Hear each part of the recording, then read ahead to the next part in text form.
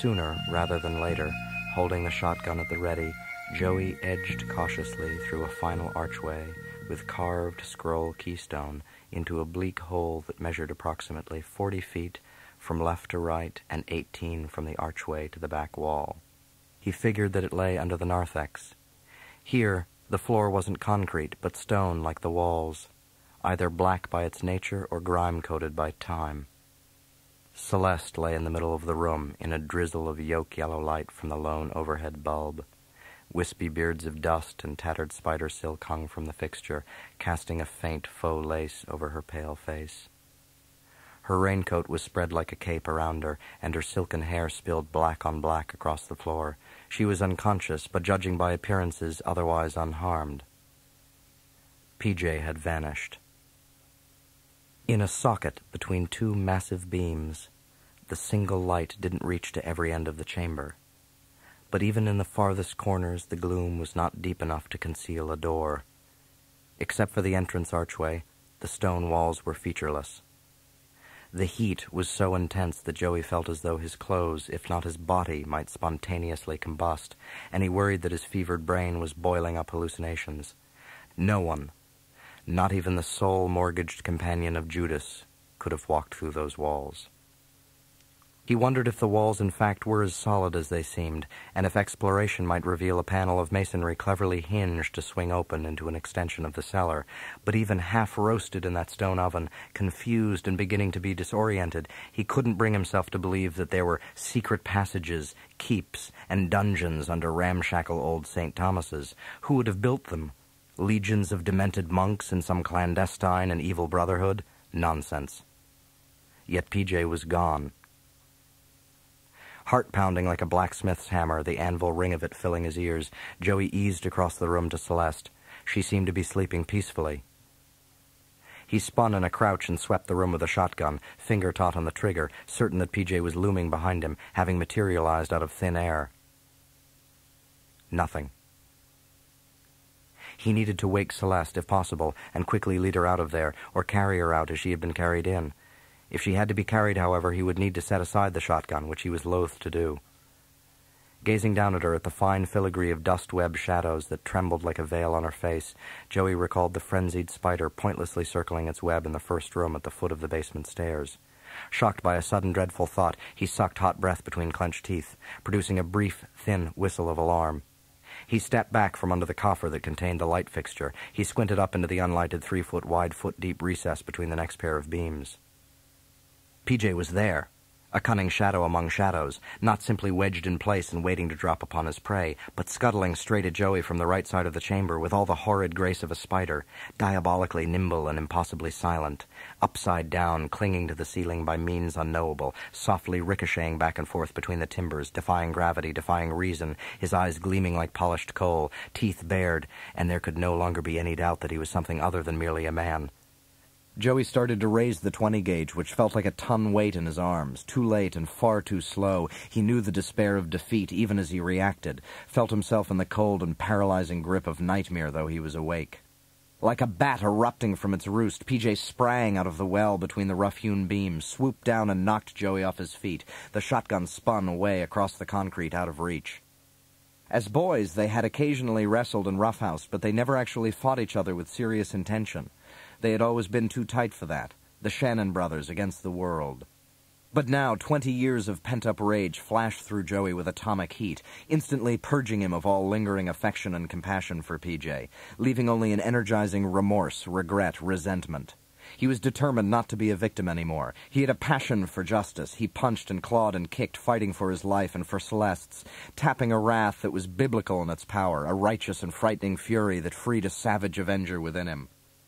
But even driven by rage and desperation, Joey was no match for whomever and whatever his brother had become. PJ's stone-hard fists landed an avalanche of punches, and no blocking arm or turned head seemed able to deflect the power of a single blow.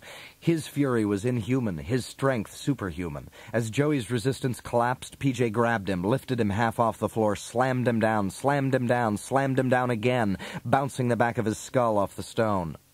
PJ rose from him, stood, loomed over him, looking down with scorching contempt. Fucking altar boy.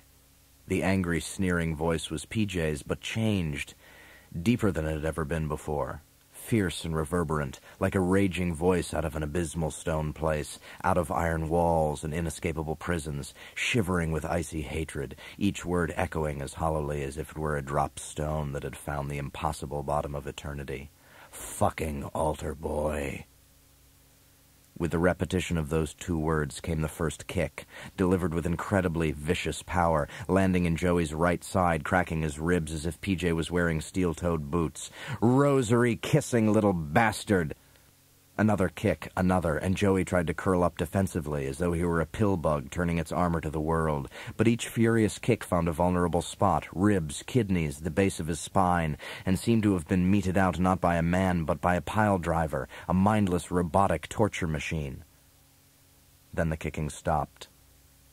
With one throttling hand clamped on Joey's throat and the other hand on the belt of his blue jeans, PJ snatched him off the floor as a world champion powerlifter might clean and jerk a barbell that carried only light workout weights. He hoisted him overhead, turned, and threw him. Joey bounced off the wall beside the archway and crashed to the floor in a broken marionette heap, mouth full of cracked teeth, choking on blood, chest tight, lungs painfully compressed, maybe even punctured by a splintered rib. Inhaling with a consumptive wheeze, exhaling with a thick, wet rattle. His heart was stuttering arrhythmically. Precariously balanced on a high wire of consciousness over a bottomless dark, he blinked through scalding tears and saw PJ turn away from him and toward Celeste. He also saw the shotgun, within reach. He could not control his extremities. He strove determinedly to reach out to the Remington, but his muscles spasmed. His arm merely twitched, and his right hand flopped uselessly on the floor. A menacing rumble rose under him, vibrations in the hot stone. PJ crouched over Celeste, turning his back to Joey, giving him up for dead. The Remington. So close. Tantalizingly close. Joey focused all his attention on the shotgun, marshaled all his remaining strength for the task of getting hold of it, put all his faith in the power of the weapon, and willed himself to ignore the ungodly pain that crippled him, to overcome the paralyzing shock of the brutal beating that he had endured. Come on, you fucking altar boy. Come on, do it, do the right thing for once in your sorry damn life. His arm responded shakily, his hand clenched into a fist, then sprang open, then reached out. His trembling fingers touched the walnut stalk of the Remington. Hunched over Celeste, PJ reached into a pocket of his ski jacket and withdrew a knife. At the touch of a button, the 6-inch spring-loaded blade snapped out of the handle, and the yellow light lovingly caressed the razor-sharp edge. Smooth walnut. Hot, smooth steel. Joey curled his fingers. They palsied, weak. Not good. He had to get a firm grip. Tight. Tighter. Try to lift. Quietly. Quietly. PJ was talking. Not to Joey. Not to Celeste. Either to himself or to someone else whom he imagined to be present. His voice was low and guttural, still disturbing and strange, and now he seemed to be speaking a foreign language, or gibberish. Rough and rhythmic, full of hard punctuation and low animal sounds. The rumble grew louder. Good. A blessing. That rumble. Fearful but welcome. Together the subterranean disturbance and PJ's queer muttering provided some cover for any sounds that Joey made. He had one chance, and he needed to execute his plan, his feeble, pathetic plan, smoothly, quickly, confidently, before PJ realized what was happening. He hesitated. Didn't want to act precipitously. Before he was sure that he had summoned all his depleted resources. Wait. Wait. Be sure. Wait forever. The ultimate consequences of inaction could be greater than the consequences of action. Now or never. Do or die. Do and die. But at least, for God's sakes, do something. In one fluid movement, clenching his broken teeth against the explosion of pain that he knew would come, that came, Joey rolled up from his side into a sitting position, pulled the shotgun with him, bracing his back against the wall. Even over his muttering and the persistent rumbling in the earth under the church, PJ heard and reacted, simultaneously rising from his crouch and turning. Joey had both hands on the Remington. The butt of the stock was jammed against his shoulder. The baleful light that glimmered on the switchblade also leaped in PJ's eyes. Point blank, Joey squeezed the trigger. The boom boom seemed loud enough to shatter the stone around them, and echoes of the shot crashed back and forth from one end of the room to the other, from ceiling to floor, with a volume that seemed to swell rather than diminish.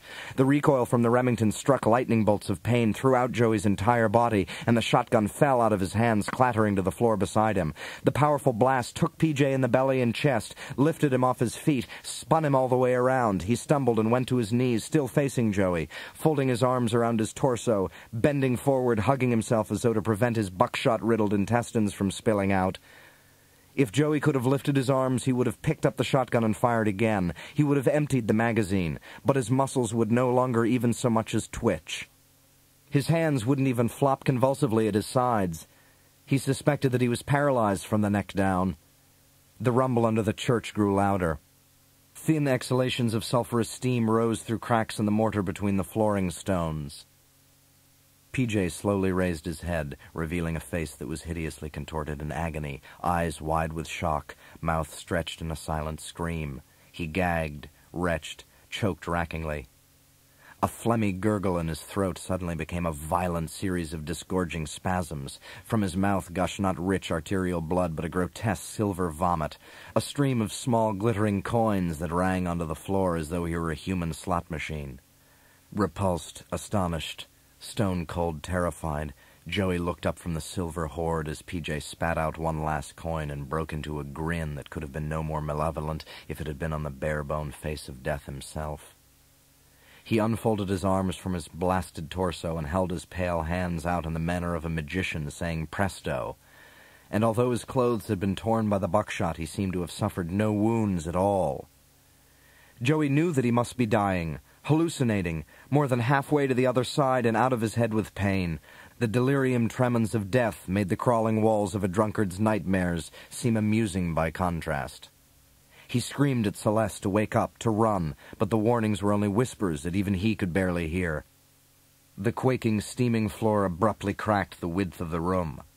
Along that jagged line, thin spears of fierce orange light stabbed up from the realm below. Mortar crumbled into the burning mine. Stones broke loose and tumbled out of sight. The overhead timbers cracked and the cellar walls shook. The fissure in the floor rapidly widened to an inch, 2 inches, 6 inches, a foot, 2 feet, filling the room with blinding light, providing a glimpse of white-hot mine walls below, separating Joey from PJ and Celeste. Over the groans and shrieks of the shaken church, over the roar of the fire below and the thunder of subsidence, PJ said, "Better say goodbye to the bitch, altar boy."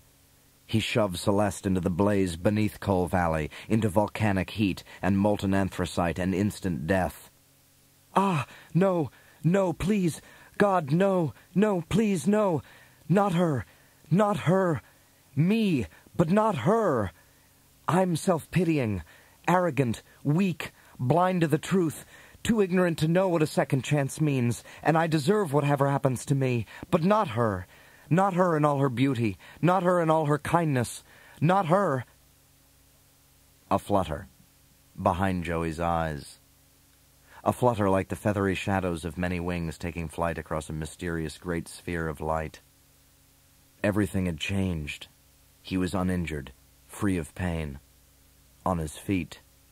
He was upstairs in the church. Replay. The Mustang had already crashed through the wall. PJ already had Celeste. Time had been wound backward, but not far enough to give him an opportunity to think through his predicament. Only a couple minutes remained until the subsidence would hit, not a second to waste. Joey knew beyond doubt that this was his last chance, that the next spiral of events would not be rewound to bring him back to any moment of fatal error. The next damnation he earned would be his to keep. So there must be no errors this time, no mistakes, no failure to believe. He was running between 2 rows of pews toward the side aisle along the east wall of the nave. In the sanctuary at the front of the church, a slouching figure hunched along the ambulatory, through the dervish reflections of the altar fire above. It was PJ. He was carrying Celeste. Joey reached the side aisle and raced forward along the unbroken panes of rain-beaten glass toward the sanctuary railing. He threw down the shotgun. He had no faith in it anymore. PJ disappeared with Celeste through the door to the sacristy, slamming it behind him. Joey vaulted over the sanctuary railing, followed the ambulatory to the sacristy door, but didn't stop there. He continued to the presbytery, to the altar stairs, to the altar platform, sidled around the overturned candles and the burning sheets, and went to the back wall of the sanctuary. The crucifix had been shaken off its nail when the Mustang had crashed into the church. It lay face down on the floor. Joey picked up the bronze figure on the wooden cross and rushed back to the sacristy door. Locked. The previous time he'd blown it open with one round from the Remington. Now he considered returning to the nave to retrieve the discarded weapon. Instead, he reared back and kicked the door as hard as he could, kicked it again, kicked. The stop molding cracked on the other side. A little play came into the door. He kicked it again, and yet again, was rewarded by a twang of metal, by splintering wood. He kicked it once more. The lock sprang, the stop molding shattered, the door flew open, and he went into the sacristy. The cellar door, the wooden stairs. Because he'd had to batter down the door, Joey was now behind schedule. He was arriving at this point later in the replay than he had the first time. His brother's serpentine shadow had already slithered out of the moon-yellow light below and was nowhere to be seen. PJ was farther into the labyrinthine cellar than before, with Celeste. Joey started to descend the stairs 2 at a time, then realized that caution was still required. By discarding the gun and taking up the crucifix, he had altered the future that would unfold from this point on. Previously, he had reached the final chamber in the cellar before encountering PJ, but this time his brother might be waiting elsewhere along the way. He clutched the stair railing with one hand and continued downward with circumspection. Such heat. An oven. The smell of hot lime from the concrete. Hot stone baking in the walls. In the first room, the jittering shadow of the frenzied spider spiraled ceaselessly on the floor.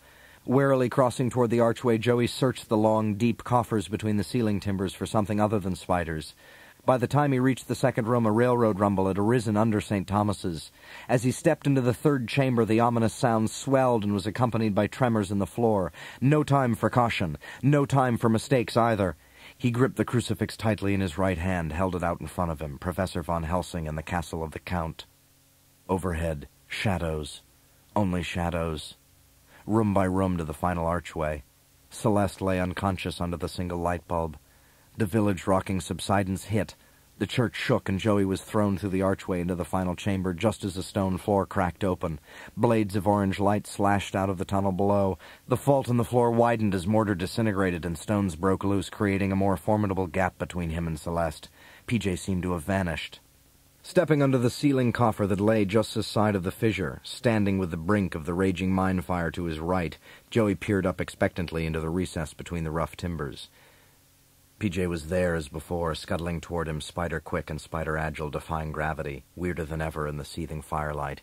He shrieked, twitched with an arachnid spasm, and flung himself down at his prey. Joey had no more Twilight Zone explanations to fall back upon, no more quirks of quantum physics, no more Star Trek time warps or energy waves, no more relatively polite monsters from the X-Files that might be taken out with a shotgun, not even any more complex Freudian analyses. There was only the real thing now, the foul and ancient thing, purest evil, the greatest fear of so many other centuries, millennia, here now swooping at him, shrieking hatred, reeking of sulfur, dark devourer of souls, eater of hope, only the fundamentals now. Only a beast so primal that believing in it was difficult even when face to face with it. Joey cast out all doubt, however, overcame all cynicism, shed the supposed sophistication of the postmodern age, raised the crucifix in both hands and thrust it out in front of him. The top of the crucifix was blunt, not pointed, but it impaled PJ when he slammed into it. Impaled, however, he was not stopped. He fell into Joey and drove him backward. They staggered, stumbled, stayed on their feet, but teetered on the edge of the fiery gulf. PJ got one hand around Joey's throat. His fingers were as powerful as the jaws of a motorized vice, as shiny and hard as the carapace of a dung beetle. His yellow eyes reminded Joey of the mongrel dog that he'd seen only that morning on the front porch of his dad's house. When PJ spoke, black blood bubbled on his lips. "Altar boy." In the inferno below, an expansive pocket of toxic gases burst from confinement and exploded, shimmering incandescently. A white ball of flame spun out of the cellar floor, engulfed them, igniting PJ's clothes and hair, scorching away his skin in an instant.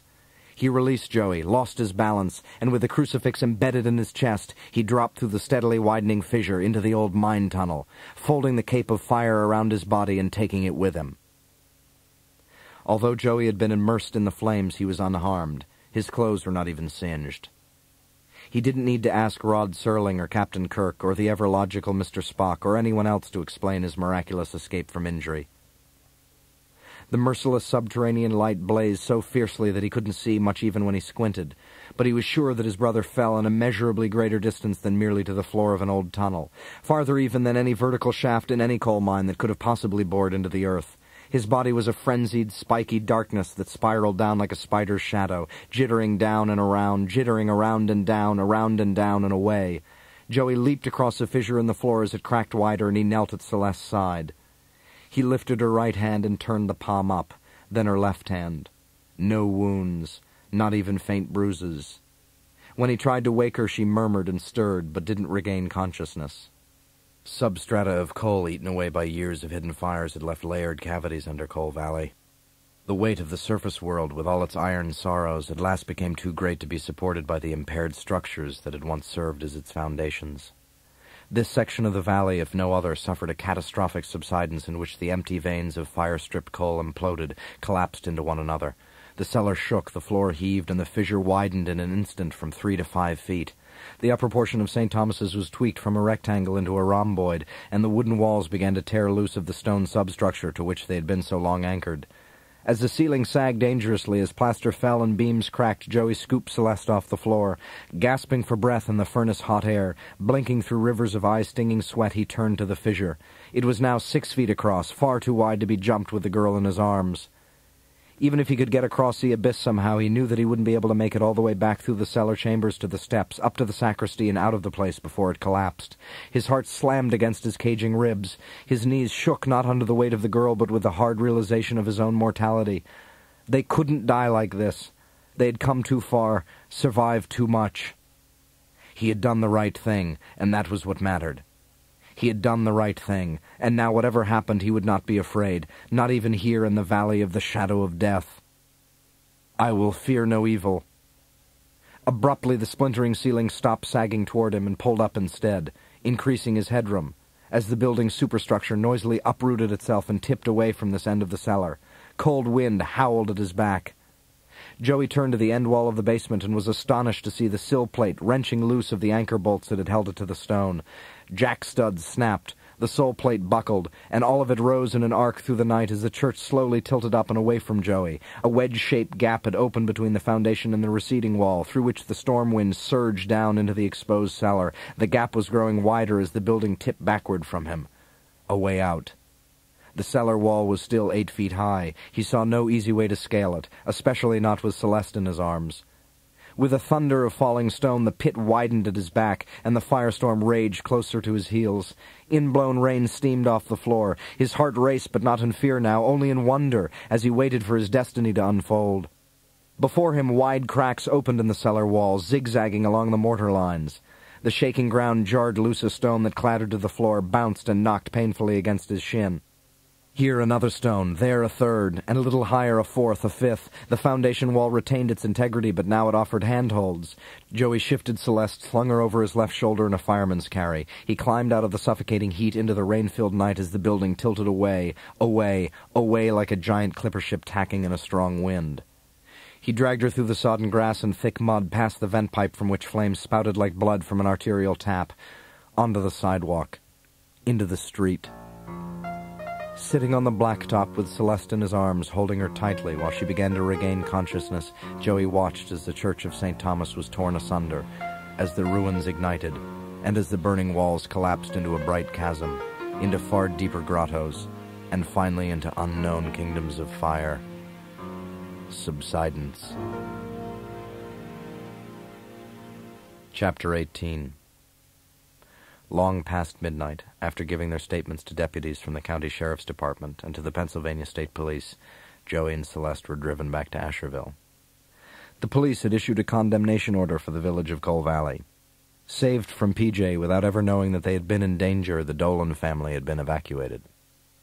The bodies of John, Beth, and Hannah Bimmer would be taken to the Devakowski funeral home, where Joey's father had so recently rested. Celeste's parents, waiting in Asherville with the Korshaks for word of poor Beverly's fate, had not only been given the bad news about the murder, but had already been informed that they would not be permitted to return to Coal Valley this night, and that their daughter would be brought to them. In addition to the church, subsidence had suddenly claimed half a block of homes in another part of town, and the ground was too unstable to risk continued habitation. Joey and Celeste sat in the back of the sheriff's department patrol car holding hands. After making a few attempts to draw them out, the young deputy left them to their shared silence. By the time they turned off Coal Valley Road onto the county route, the rain had stopped falling. Celeste persuaded the deputy to drop them in the center of Asherville and to allow Joey to walk her from there to the Korshak's place. Joey didn't know why she preferred not to be driven all the way, but he sensed that she had a reason and that it was important. He was not unhappy about delaying his own arrival home. By now his mom and dad had no doubt been awakened by the police, who would want to search PJ's old basement room. They had been told about the monstrous things their older son had done to Beverly Korshak, to the Bimmers, and to God knew how many others. Even as Joey's world had been rebuilt by making good use of the second chance that he'd been given, their world had been forever changed for the worse. He dreaded seeing the sorrow in his mother's eyes, the torment and grief in his father's. He wondered if, by changing his own fate, he had somehow freed his mother from the cancer that would otherwise kill her just 4 years hence. He dared to hope. Things had changed. In his heart, however, he knew that his actions had only made the world better in one small way. Paradise on earth was not pending. As the patrol car drove away, Celeste took his hand and said, "Something I need to tell you." "Tell me." "Show you, actually." "Then show me." She led him along the damp street, across a carpet of sodden leaves to the municipal building. All county government except the sheriff's department maintained offices there. The library was in the annex toward the back. They entered an unlighted courtyard through an archway in a brick wall, passed under the dripping larches, and went to the front door. In the wake of the storm, the night town was as silent as any cemetery. "Don't be surprised," she said. "About what?" The lower part of the library door was solid, but the upper portion featured 4 8-inch square panes of glass. Celeste rammed her elbow into the pane nearest the lock, shattering it. Startled, Joey looked around the courtyard and out toward the street beyond the wall. The breaking glass had been a fragile, short-lived sound. He doubted that anyone had heard it at that late hour. Furthermore, theirs was a small town, and this was 1975, so there was no burglar alarm. Reaching through the broken pane, she unlocked the door from inside. "You have to promise to believe." She withdrew the small flashlight from her raincoat pocket and led him past the librarian's desk into the stacks. Because the county was poor, the library was small. Finding any particular volume would not have taken long. In fact, she took no time at all to search, because she knew what she wanted. They stopped in the fiction aisle, a narrow space with books shelved 8 feet high on both sides. She directed the beam of light at the floor, and the colorful spines of the books seemed magically luminescent in the backwash. "Promise to believe," she said. And her beautiful eyes were huge and solemn. "Believe what?" "Promise." "All right." "Promise to believe." "I'll believe." She hesitated, took a deep breath, and began. "In the spring of '73, when you were graduating from County High, I was at the end of my sophomore year. I'd never had the nerve to approach you. I knew you'd never noticed me, and now you never would. You were going away to college. You'd probably find a girl there, and I'd never even see you again." The fine hairs on the nape of Joey's neck prickled, but he did not yet know why. She said, "I was depressed, feeling like the nerd of nerds, so I lost myself in books, which is what I always do when I have the blues. I was here in the library in this very aisle looking for a new novel, when I found your book." "My book?" "I saw your name on the spine, Joseph Shannon." "What book?" Puzzled, scanned the shelves. "I thought it was someone else, a writer with your name, but when I took it off the shelf and checked the back of the jacket, there was a picture of you." He met her eyes again, those mysterious depths. She said, "It wasn't a picture of you as you are now, tonight, but as you will be in about 15 years. Still, it was recognizably you." "I don't understand," he said, but he was beginning to think that he did. "I looked at the copyright page, and the book was published in 1991. He blinked. 16 years from now. "This was in the spring of '73, she reminded him. "So at that time I was holding a book that wouldn't yet be published for 18 years. On the jacket it said that you'd written 9 previous novels and that 7 of them had been bestsellers." The not unpleasant prickling sensation on the nape of his neck increased. I took the book to the checkout desk. When I passed it to the librarian with my card, when she took it into her hands, it wasn't your book anymore. Then it was a novel by someone else. One that I'd read before, published in '69. She raised the flashlight, directing the beam at the shelves behind him. I don't know if it's too much to ask, she said, but maybe it's here again tonight. Here again for just one moment on this night of all nights. Overcome by a growing sense of wonder, Joey turned to look at the stacks where the flashlight focused. He followed the beam as it slipped along one of the shelves. A small gasp of delight escaped Celeste, and the beam came to a halt on a book with a red spine. Joey saw his name turned on edge, in silver foil letters.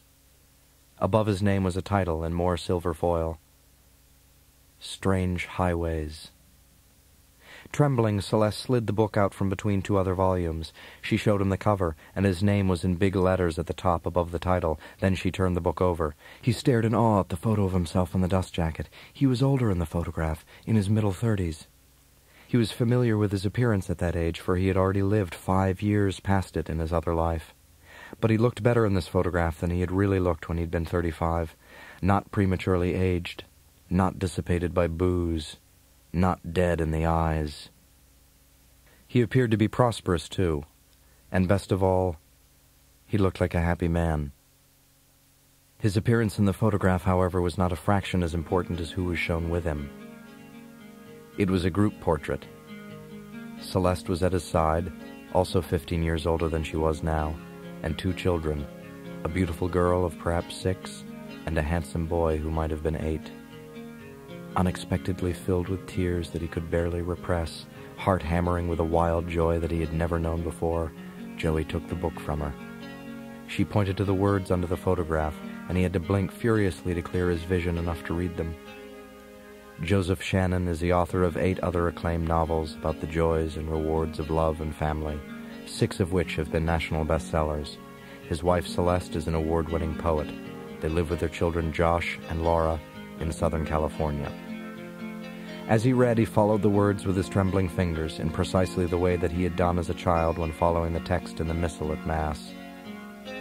"And so," she said softly, "ever since the spring of '73, I've known that you would come." Some of the mysteries in her eyes were gone, but by no means all. He knew that regardless of how long a life they shared, she would be to some degree forever mysterious to him. "I want to take this," he said of the book. She shook her head. "You know you can't. Besides, you don't need the book to be able to write it. You only need to believe that you will." He let her take the novel out of his hands. As she returned the volume to the shelf, he suspected that he had been given a second chance not so much to stop PJ as to meet Celeste Baker. While resistance to evil was essential, there could be no hope for the world without love. "Promise me you'll believe," she said, putting one hand to his face, tenderly tracing the line of his cheek. "I promise." "Then all things," she said, "are possible." Around them the library was filled with lives that had been lived, with hopes that had been realized, with ambitions that had been achieved, with dreams for the taking.